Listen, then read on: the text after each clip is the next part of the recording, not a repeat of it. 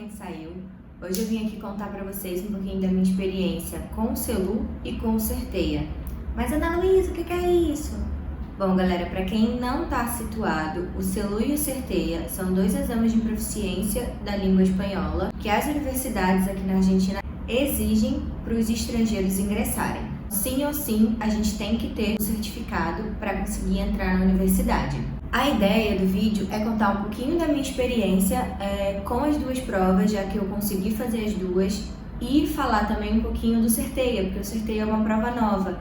Nem todo mundo conhece, o pessoal não tem muita informação. A ideia é passar um pouquinho disso para vocês. Eu comecei a estudar espanhol e quando eu estava mais ou menos uns 2 meses estudando, abriu a inscrição do Celu. E aí eu pensei, vou fazer. Eu decidi fazer para entender como era a prova, para ver como estava o meu nível, para ver como eu iria me sair, se eu ia ficar nervosa, ansiosa, o que eu ia achar das questões, para entender o nível mesmo de exigência deles. Me inscrevi no último dia de inscrição, eu me inscrevi para opção remoto. Por quê? Porque por conta da pandemia, estava muito tempo sem ter os exames e aí o Celu decidiu fazer a opção remoto. Eu fiz o exame em julho desse ano, 2021.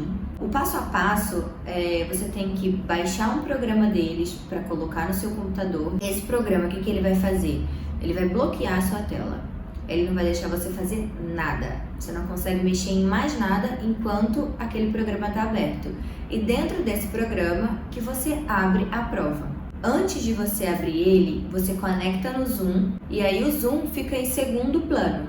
Então você fica com o Zoom em segundo plano e com o sistema rodando com a prova em cima. Para começar, já tive um baita problema. E aí isso é uma das questões que eu vou falar de porque eu não indico o Celu remoto. Logo na primeira questão, antes de começar a prova, o sistema simplesmente travou.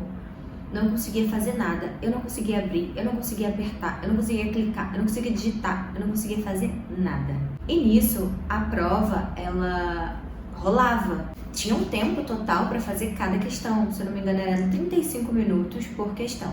Eu sei que eu tive um problema, entrei na sala de assistência, que é uma sala pelo Zoom, que eles colocam à disposição, ninguém respondia. Tentei falar na parte do Zoom, do avaliador que estava, da minha sala, né, onde estava o avaliador. O chat era só reclamação, todo mundo com problema.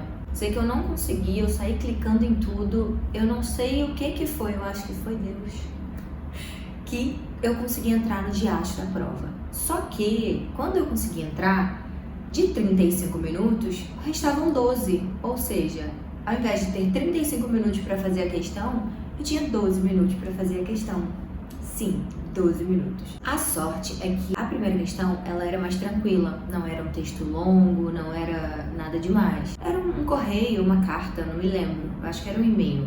Então eu consegui fazer, claro que eu não pude pensar muito, mas eu fiz rápido.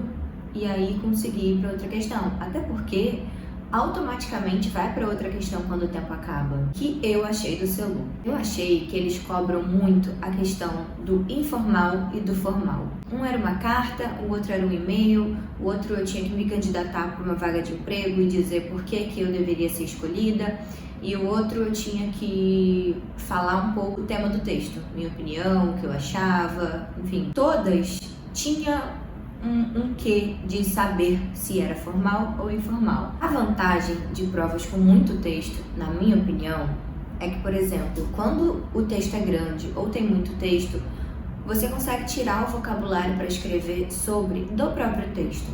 Então, se você focar em aprender bem os verbos mais comuns, os tempos verbais, os conectores, é muito importante e isso conta ponto para eles. Você usar, por exemplo, mientras, sin embargo, por um lado, por outro lado. Todos esses conectores e tudo que você coloca direitinho, eles entendem que você tem um nível para falar, do que só fazer aquelas frases simples, sabe? Então, um texto comprido com conectores, eles entendem que você tem um nível um pouquinho acima. E, na verdade, são essas coisas que vão te nivelando e nivelando o teu espanhol. Os temas dos textos eu não achei difícil. Eu achei uma prova até que relativamente tranquila. E olha que eu tinha estudado 2 meses, mas eu tinha estudado bem, tá, gente? Eu estudava todos os dias. E a última questão era a questão do áudio. O que todo mundo falava que os áudios do celu não tinham uma qualidade boa, que era tudo chiado. Eu achei super tranquilo, super de boa, deu pra ouvir tranquilamente. Na parte auditiva, tem um bloquinho de notas dentro do próprio sistema, porque você não pode anotar no papel, você não pode ter papel na mesa. Então, as notas que você toma enquanto você está ouvindo, é tudo no sistema. Eu fiz a famosa pescaria. Eu começava a ouvir e aí botava palavras-chave. Do que falava o assunto, algumas informações. Então, tudo que eu achava que era importante, eu ia jogando ali. Porque o áudio ele repete 2 vezes seguidas, automaticamente com o sistema. Ou seja, abriu a questão, vai começar a tocar o áudio, vai acabar, automaticamente ele vai rodar de novo, não é a gente que escolhe. Eu tive problema também na última questão, a minha prova e a minha questão fecharam antes do tempo.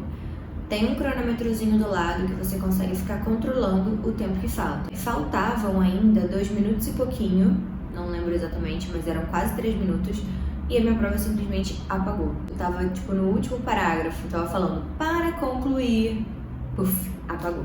Não consegui voltar de jeito nenhum, era como se realmente o tempo tivesse acabado e como era a última questão, era como se a prova tivesse acabado. Eu sei que muita gente teve problema com o celu, surgiram vários grupos de WhatsApp, de Telegram, de problemas celu para tentar falar sobre. As únicas pessoas que eles deixaram, que eu soube, que eles deixaram fazer a prova de novo, foram as pessoas que deixaram questões em branco.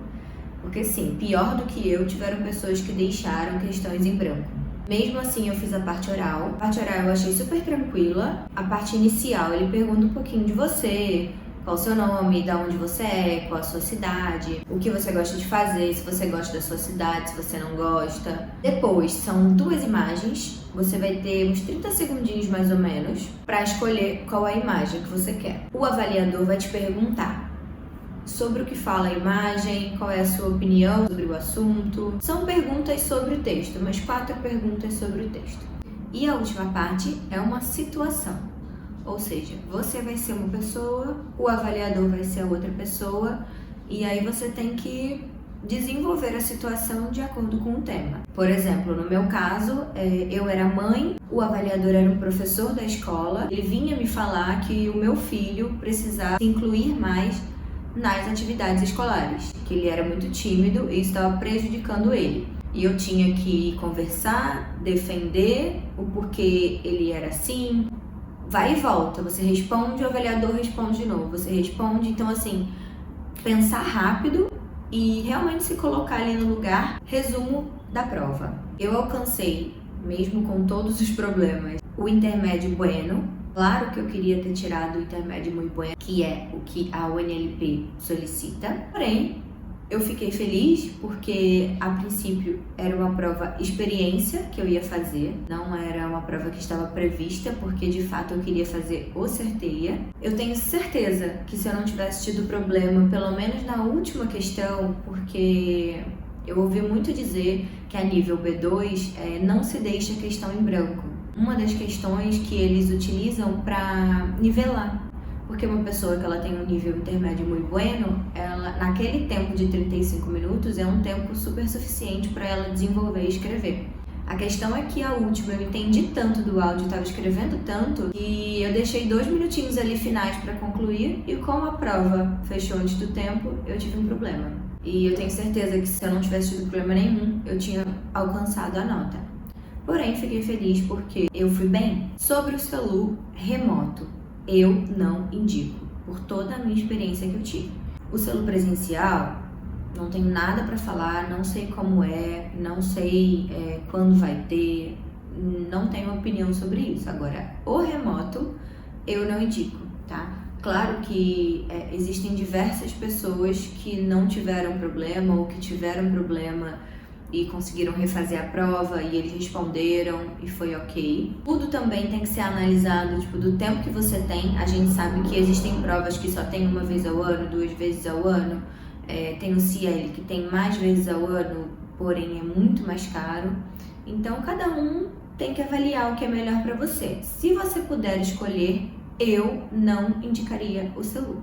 E aí, corta para Ana Luísa, na Argentina. Cheguei aqui. é certa que eu queria fazer o Certeia e eu teria que fazer o Certeia, porque o resultado do CELU tinha sido bueno e aqui eu precisava de muito bueno. Me inscrevi no Certeia. O Certeia é uma das provas que é mais em conta. A cotação do dia que eu fiz a inscrição, se eu não me engano, eu paguei R$80. Então, assim, comparado com o Ciel, é um absurdo de mais barato, né? Porque o Ciel tá quase R$1.000. Na prova do Certeia, ela é um pouquinho mais barata porque ela é aplicada pela própria UNLP. Então, a etapa escrita foi presencial e a etapa oral foi por Zoom, assim como do CELU. Na parte escrita, a gente foi fazer lá na faculdade de psicologia e a gente teve 3 horas para fazer. Se eu não me engano, foi de 9 até meio-dia. Foi uma prova bastante cansativa, muito texto, textos enormes e assim, muito parecido com o do CELU. Os textos, na verdade, eram até mais complexos e maiores. Um texto que a solicitação é fazer um resumo. Bom, a gente pode pegar o vocabulário do próprio texto e fazer esse resumo. A gente pode até pegar umas frases e copiar, mas a ideia é que você passe no resumo o contexto de tudo. Outra questão do Certeia foi também similar ao do CELU, que era para se candidatar a uma vaga de emprego, a gente tinha que se candidatar a uma beca. Beca, para quem não sabe, são as bolsas aqui. Então, era uma beca de uma faculdade e a gente tinha que se candidatar, falar por que a gente deveria ganhar aquela beca, quais eram as qualidades. Eu achei bem tranquilo. Resumindo, a prova de escrita, a parte de escrita, apesar de ser grande, eu acabei faltando meia horinha, mais ou menos, para acabar o horário. Se eu não me engano, eu acabei mais 11h30 a prova. E eu fiz tudo com muita calma. Eu escrevi tudo de lápis, depois eu passei para caneta. Eu acho que se ficar errando toda hora e riscando e passar corretivo, eu sou meio chata com essas coisas. Então eu preferi fazer de lápis, passar para caneta depois. O Certeia, você recebe o resultado da prova uns 5 diazinhos depois, se você passou na prova escrita, e aí sim você está apto para fazer a prova oral. Num tempo aí de 10 dias, você faz a prova, recebe o resultado e faz a parte oral. A parte oral do Certeia eu achei muito parecida também. Perguntou o meu nome, de onde eu era, qual era a minha cidade, onde eu nasci. E aí essa partezinha introdutória eu acho que é muito parecida de todos. A segunda parte, eles dão um textinho, pequenininho assim, e você lê rápido. E aí você tem umas perguntas sobre o texto. E a última parte, você também pode escolher um outro texto e aí você tem que dissertar sobre o texto. E eles ficam fazendo perguntas, tá? Então, assim, não é só dissertar. O meu, por exemplo, eu escolhi mobilidade na pandemia. Então, eles perguntavam, o que mudou pra você? O que mudou pro mundo? O que você acha disso? Eu comecei a falar de bicicleta elétrica, a questão da facilidade de locomoção, porque não teria trânsito, que eu morava numa capital, então tinham muitas ciclofaixas. Se eu achava que isso viria para ficar ou se era uma coisa passageira, enfim, você sempre vai ter que defender a sua ideia. Independente do tema que aconteça, pense que você sempre vai ter que ter argumentos. Se você sabe responder rápido, se você sabe desenvolver rápido, se você não fica gaguejando, se você entende o que eles perguntam, porque não adianta eles perguntarem uma coisa e você responder outra. Na minha opinião, pelo valor da prova e pelo que a prova cobra, eu achei incrível o Certeia. Eu acho que quem puder e tiver a oportunidade de vir antes, a gente não sabe quantas vezes ao ano vai abrir, mas eu acho que é uma opção, é uma prova legal. Foque muito na escrita, leia muito e treine falar. Porque falar é prática. Não adianta você ter conteúdo e você não falar. E agora um ponto muito importante para você que tá começando a estudar espanhol, que tá estudando espanhol, que quer vir pra Argentina estudar. Gente, estudem a estrutura da prova. Eu repito isso sempre no Instagram. Escolha a prova que você vai fazer e estude a estrutura. Porque não adianta você estudar só o espanhol. Porque cada prova é feita de um jeito. É muito importante você conhecer a prova. Por exemplo, o Ciel, ele tem um perfil, ele tem um tipo de questão. O CELU, ele tem um outro perfil, um outro tipo de questão, entendeu? O Certeia também. E assim, vai indo todas. O Ducle, para quem for para o UNR, também. Estude a prova, busque informação na internet. Hoje em dia a internet está cheia de informação, cheia de simulado. O próprio site do Cielo tem simulado para você fazer. O próprio site do Celu tem os quadernichos para você baixar. E olha, eu estudei muito pelos quadernichos quando eu fui fazer o Celu. Se você tem alguma professora, fale para sua professora qual é o seu objetivo de prova, para que ela consiga te ajudar e te direcionar. E isso é outro ponto muito importante. Se vocês forem estudar algum curso de espanhol, se vocês forem comprar algum curso de espanhol, procurem cursos direcionados para essas provas. Parece besteira, mas não é, gente. É muito importante quando você está estudando, por exemplo, espanhol argentino, a estrutura certinha, você sabe o tempo que você tem para cada questão, você sabe o tipo de questão, você entender o que a prova quer de você. É muito importante, porque atingir o nível B2 não basta saber espanhol, você tem que saber espanhol e fazer a prova. É um combo dos dois, sabe? Então a dica que eu dou, muito importante, é essa. Eu vou deixar aqui embaixo uns links do curso de espanhol para quem tiver interesse. A gente aqui tem um cupomzinho de desconto que eu vou colocar tudo aqui embaixo para vocês. Foquem no espanhol, estudem. Se você vai vir antes, melhor ainda. Se você só pensa em vir ano que vem, já começa a estudar. O espanhol é a parte mais importante. As pessoas ficam preocupadas com o primeiro ano, anatomia, biologia. Gente, primeiro é o espanhol. São etapas. Então, primeiro mata o espanhol para depois começar a se preocupar com o resto, tá bom? Eu espero que esse vídeo tenha ajudado vocês. Qualquer dúvida sobre um dos 2 exames que eu falei aqui, coloca aqui embaixo. E qualquer outra dúvida também, me chama lá no Instagram, que eu tô sempre respondendo vocês por lá. Esse vídeo demorou, mas saiu. Eu espero que tenha ajudado cada um de vocês. Um beijo, até a próxima!